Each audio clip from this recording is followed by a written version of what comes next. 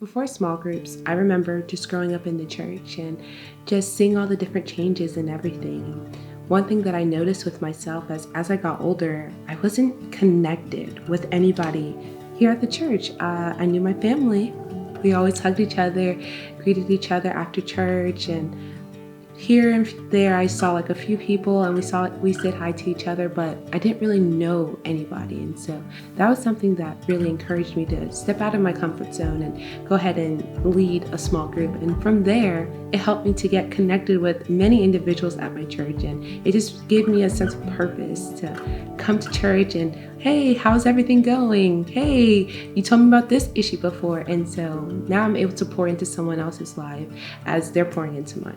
I was always by myself, but just being in a small group it helped me, like, being a part of something bigger than myself and knowing that other people were out there, struggling with the same issues I'm struggling with, and I was able to open up because, I was just in my little shell, and then it's hard for me to open up. So now that I go to the men's group, wherever I go to, I actually open up now. Before I was just quiet, just listen, but now I started to open up a little bit. I didn't grow up in church. I am a shy person. I knew I needed to come to church, but I wasn't doing that. So I ended up talking to Pastor Travis, and he actually introduced me into a life curriculum. I think it's called Freedom now.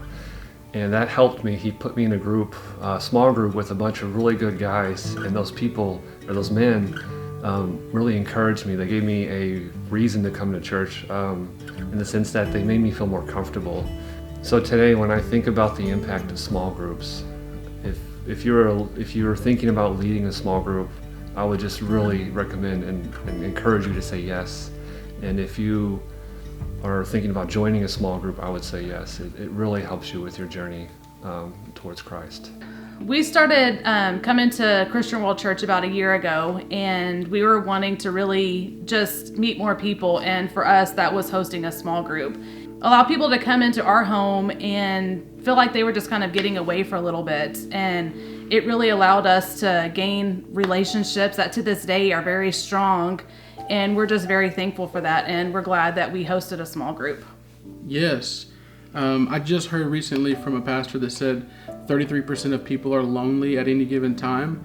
And so, we were in that space moving into a new city and into a new church, didn't feel connected. And we thought the best way to do that was start a small group and start getting those relationships. And so, it's been a big blessing to us. We've met so many great people in the church and really started connecting with people. So, I think there's other people out there that probably feel the same way. They feel lonely. They feel like, who we're going to connect with, and you can either join a small group, but even better, start a small group, bring people into your circle. I will tell anyone to say yes to leading a small group. Say yes. Say yes. Say yes to leading a small group.